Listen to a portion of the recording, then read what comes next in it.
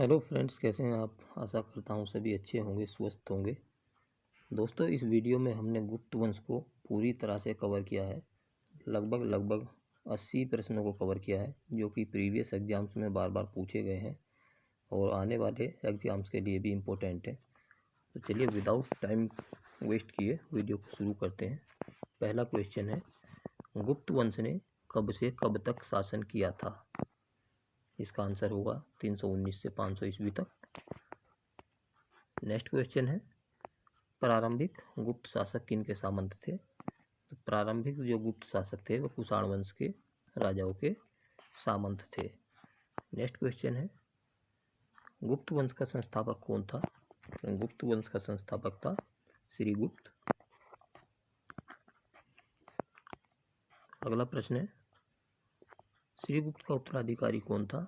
श्रीगुप्त का उत्तराधिकारी हुआ था घटोत्कच। नेक्स्ट प्रश्न है, गुप्त वंश के किस शासक ने सर्वप्रथम महाराजाधिराज की उपाधि धारण की थी। तो महाराजाधिराज की उपाधि धारण करने वाला प्रथम गुप्त शासक था चंद्रगुप्त प्रथम। ये घटोत्कच का उत्तराधिकारी था। अगला प्रश्न है, चंद्रगुप्त प्रथम की पत्नी कौन थी। चंद्रगुप्त प्रथम की पत्नी थी लिच्छवी वंश की राजकुमारी कुमार देवी।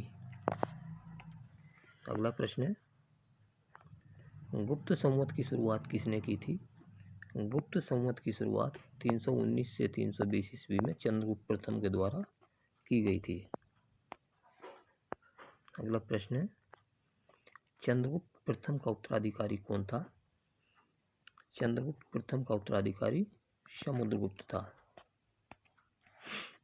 नेक्स्ट क्वेश्चन है, गुप्त वंश के किस शासक को भारत का नेपोलियन कहा जाता है। भारत के नेपोलियन की संज्ञा समुद्रगुप्त को दी जाती है। जो इतिहासकार था विंसेंट इस्मथ, उसने अपनी रचना अर्ली हिस्ट्री ऑफ इंडिया में समुद्रगुप्त की वीरता एवं विजयों के कारण उसको भारत के नेपोलियन की संज्ञा दी है। नेक्स्ट क्वेश्चन है, किस गुप्त शासक को कविराज भी कहा जाता है। तो कविराज भी जो कहा जाता है, कविराज समुद्रगुप्त को कहा जाता है। नेक्स्ट क्वेश्चन है, अश्वमेधकर्ता, विक्रमांक एवं परम भागवत की उपाधि किस गुप्त शासक ने धारण की थी।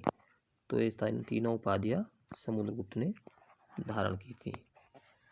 नेक्स्ट क्वेश्चन है, किस गुप्त शासक को उसके सिक्कों पर वीणा वादन करते हुए दिखाया गया है। सिक्कों पर वीणा वादन करते हुए समुद्रगुप्त को दिखाया गया है। अगला प्रश्न है, समुद्रगुप्त किसका उपासक था। समुद्रगुप्त जो था ये भगवान विष्णु का उपासक था। नेक्स्ट क्वेश्चन है, समुद्रगुप्त का दरबारी कवि कौन था। तो ये था हरिसेन। अगला प्रश्न है, प्रयाग प्रशस्ति की रचना किसने की थी। प्रयाग प्रशस्ति की रचना समुद्रगुप्त के दरबारी कवि हरिसेन ने की थी। नेक्स्ट क्वेश्चन है, समुद्रगुप्त का उत्तराधिकारी कौन था। समुद्रगुप्त का जो उत्तराधिकारी था वह चंद्रगुप्त द्वितीय।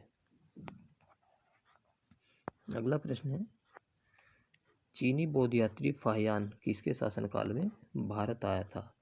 तो ये आया था चंद्रगुप्त द्वितीय के शासनकाल में।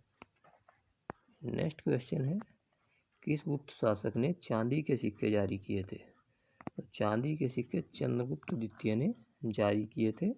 शक राजाओं को, शकों को हराने के उपलक्ष्य में ये सिक्के जारी किए थे।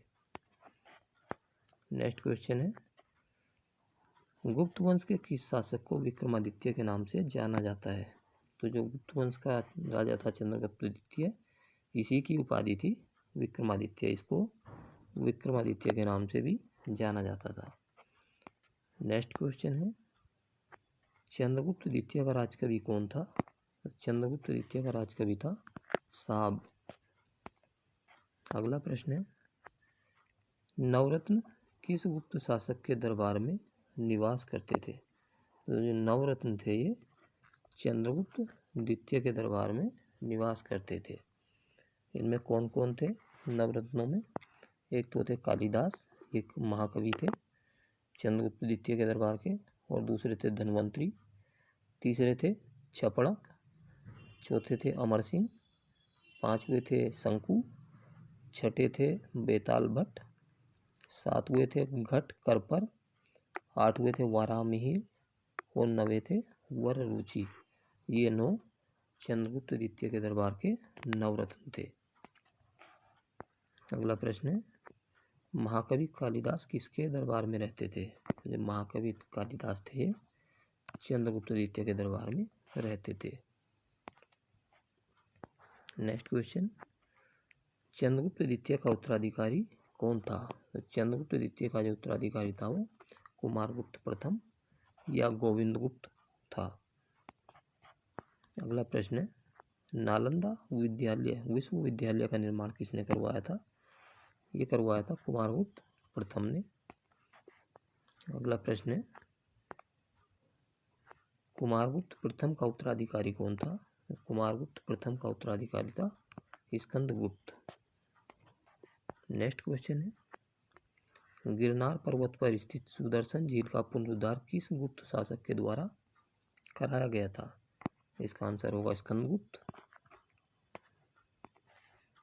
अगला प्रश्न है, हुणों का आक्रमण किस गुप्त शासक के शासनकाल में हुआ था? जो हुणों का आक्रमण हुआ था वो स्कंदगुप्त के शासनकाल में हुआ था। नेक्स्ट क्वेश्चन है, अंतिम गुप्त शासक कौन था? अंतिम गुप्त शासक था वो था विष्णुगुप्त। अगला प्रश्न है, सती प्रथा का प्रथम प्रमाण किस अभिलेख से प्राप्त होता है? ये प्राप्त होता है ऐरण अभिलेख से। नेक्स्ट क्वेश्चन है, गुप्त सम्राट किस धर्म के अनुयायी थे? तो जो गुप्त सम्राट थे वैष्णव धर्म के अनुयायी थे।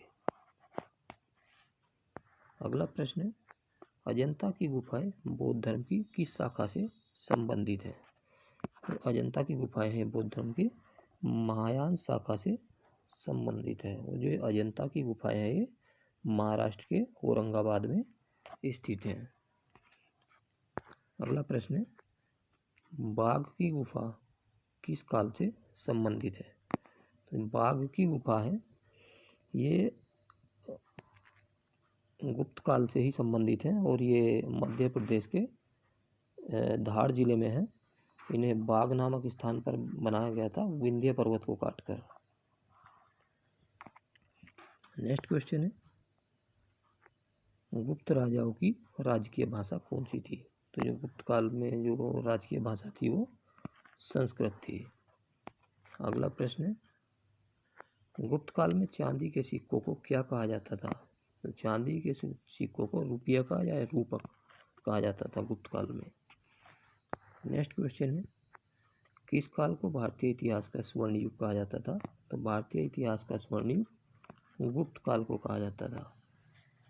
अगला प्रश्न है, अभिज्ञान शकुंतलम की रचना किसने की थी? तो अभिज्ञान शकुंतलम की रचना की थी वो महाकवि कालिदास के द्वारा की गई थी। इसमें राजा दुष्यंत और शकुंतला के प्रेम की कथा का वर्णन है। अच्छा, कालिदास के द्वारा कई सारे ग्रंथों की रचना की गई थी जो कि इस प्रकार है, रघुवंश, कुमार संभव, मेघदूत, ऋतु संहार, मालवी काग्निमित्रम, विक्रमो वर्ष्यम तथा अभिज्ञान शकुंतलम। इन सभी की रचना कालिदास के द्वारा की गई थी और ये एग्जाम्स में पूछे जाते हैं। अगला प्रश्न है, देवी चंद्रगुप्तम नाटक की रचना किसने की थी? देवी चंद्रगुप्तम नाटक की रचना की थी विशाख दत्त ने। नेक्स्ट क्वेश्चन है, देवी चंद्रगुप्तम में गुप्त वंश के किस राजा का वर्णन है? इसमें रामगुप्त का वर्णन है। नेक्स्ट क्वेश्चन है, मृच्छकटिकम नाटक का लेखक कौन है? तो मृच्छकटिकम का जो लेखक है वो है शूद्र। अगला प्रश्न है, मंदिर बनाने की कला किस काल में शुरू हुई? तो मंदिर बनाने की कला की शुरुआत हुई थी गुप्त काल में। नेक्स्ट क्वेश्चन है, गुप्त काल में स्वर्ण मुद्राओं को क्या कहा जाता था? गुप्त काल में स्वर्ण मुद्राओं को दीनार कहा जाता था। नेक्स्ट क्वेश्चन है, दशावतार मंदिर कहाँ पर स्थित है? तो जो दशावतार मंदिर है ये उत्तर प्रदेश के देवगढ़ में स्थित है। ये मंदिर गुप्तकालीन है। नेक्स्ट क्वेश्चन है, लक्ष्मण मंदिर कहाँ पर स्थित है? लक्ष्मण मंदिर भीतरगांव, कानपुर के पास भीतरगांव में स्थित है। ये उत्तर प्रदेश में, और ये भी गुप्त काल में निर्मित मंदिर है। नेक्स्ट क्वेश्चन है, दशावतार मंदिर किस नदी के तट पर स्थित है? ये है बेतवा नदी के तट पर। अगला प्रश्न है, गुप्त काल को प्रारंभ करने का श्रेय किसे दिया जाता है? गुप्त काल को प्रारंभ करने का जो श्रेय दिया जाता है वो चंद्रगुप्त प्रथम को दिया जाता है। वैसे तो जो गुप्त वंश का प्रथम शासक था वो श्रीगुप्त था, लेकिन जो वास्तविक गुप्त काल माना जाता है वो चंद्रगुप्त प्रथम के शासनकाल से शुरू माना जाता है। अगला प्रश्न है, प्रयाग प्रशस्ति की रचना हरिसेन ने किस भाषा में की थी? तो ये की थी संस्कृत भाषा में। नेक्स्ट क्वेश्चन है, मंत्र शास्त्र की रचना किसने की थी? तो मंत्र शास्त्र की रचना बेताल भट्ट ने की थी। नेक्स्ट क्वेश्चन है, किस गुप्त शासक का शासन शांति व्यवस्था और सापेक्षिक निष्क्रियता का काल था? ये था कुमारगुप्त प्रथम का शासन। अगला प्रश्न है, भारतीय इतिहास में आट्विक राज्य को किस रूप में जाना जाता है?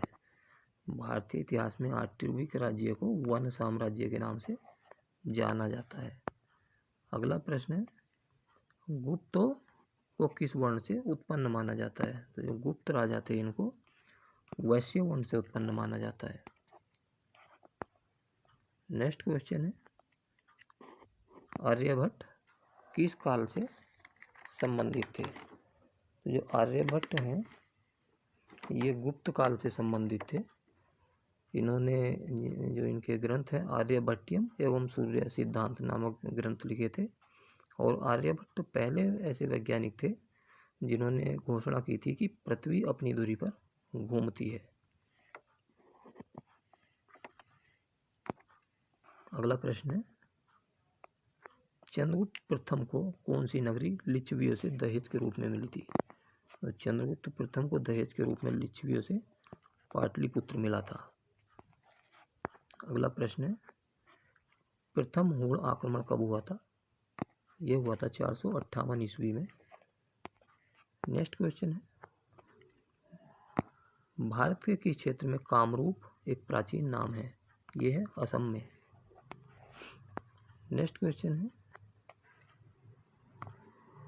दिल्ली के प्रसिद्ध लौह स्तंभ का निर्माण किस वंश के शासक ने करवाया था? तो ये गुप्त वंश के शासकों द्वारा करवाया गया था। अगला प्रश्न है, भीतरगांव ईंट मंदिर किस काल की वास्तुकला का एक अच्छा उदाहरण है? तो ये भीतरगांव ईंट मंदिर है ये गुप्तकालीन है। नेक्स्ट क्वेश्चन है, गुप्त वंश के किस राजा का एक अन्य नाम देवगुप्त था? तो चंद्रगुप्त द्वितीय था, उसका एक अन्य नाम देवगुप्त भी था। अगला क्वेश्चन है, परम भागवत की उपाधि धारण करने वाला प्रथम गुप्त शासक कौन था? तो ये था चंद्रगुप्त द्वितीय। नेक्स्ट क्वेश्चन है, समुद्रगुप्त के प्रयाग प्रशस्ति में कौशल के शासक का क्या नाम था? समुद्रगुप्त के प्रयाग प्रशस्ति में कौशल के शासक का नाम था महेंद्र। अगला प्रश्न है, समुद्रगुप्त के प्रयाग प्रशस्ति वाले स्तंभ पर किसका लेख मिलता है? तो इस पर मुगल शासक जहांगीर का लेख भी मिलता है। नेक्स्ट क्वेश्चन है, पृथ्व्या प्रथम वीर किसकी उपाधि थी? पृथ्व्या प्रथम वीर की उपाधि समुद्रगुप्त ने धारण की थी। अगला प्रश्न है, दिल्ली की कुव्वत उल इस्लाम मस्जिद के प्रांगण में स्थित लौह स्तंभ किसकी स्मृति में है? ये चंद्र नामक एक राजा की स्मृति में है। एक्चुअली दिल्ली के महरौली नामक स्थान से महरौली लौह स्तंभ लेख प्राप्त हुआ है। ये जो वर्तमान में कुतुब मीनार के समीप है, इसमें चंद्र नामक किसी राजा की उपलब्धियों का वर्णन हुआ है। अगला प्रश्न है, कौन सा राजवंश हुणों के आक्रमण से अत्यंत विचलित हुआ? तो ये था गुप्त राजवंश हुणों के आक्रमण से बहुत प्रभावित हुआ था। अगला प्रश्न है, हुणों ने भारत पर किसके शासनकाल में आक्रमण किया था? तो हुणों ने आक्रमण किया था वो स्कंदगुप्त के शासनकाल में किया था। अगला प्रश्न है, किस गुप्त सम्राट ने हुणों को पराजित किया था? तो हुणों को पराजित किया था स्कंदगुप्त ने। नेक्स्ट क्वेश्चन है,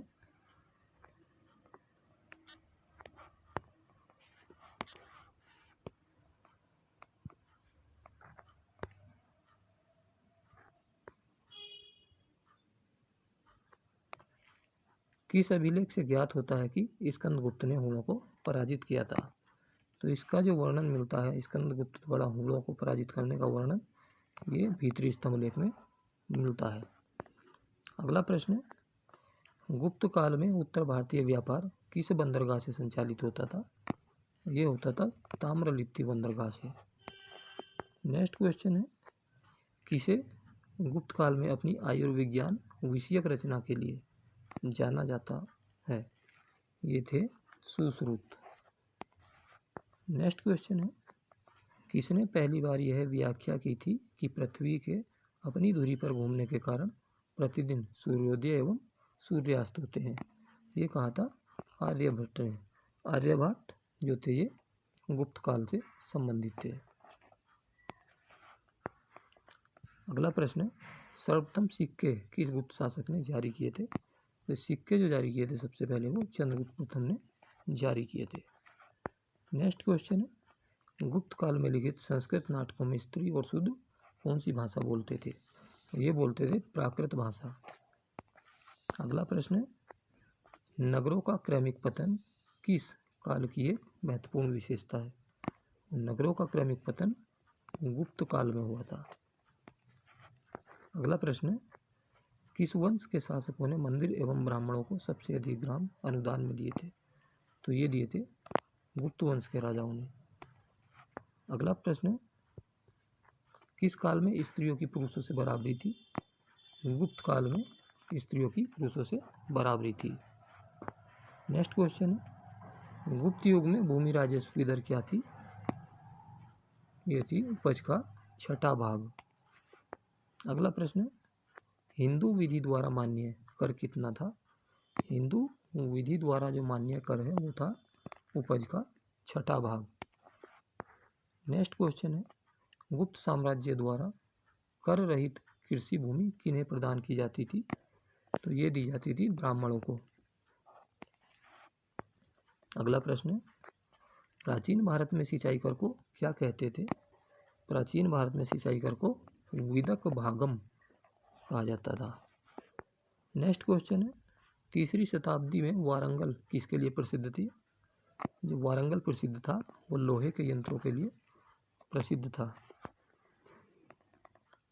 तो दोस्तों इसी के साथ हमारा ये वीडियो समाप्त होता है। यदि आपको ये वीडियो पसंद आया हो तो लाइक करिए और हमारे आने वाले ऐसे ही और वीडियोज़ देखने के लिए चैनल को सब्सक्राइब करिए।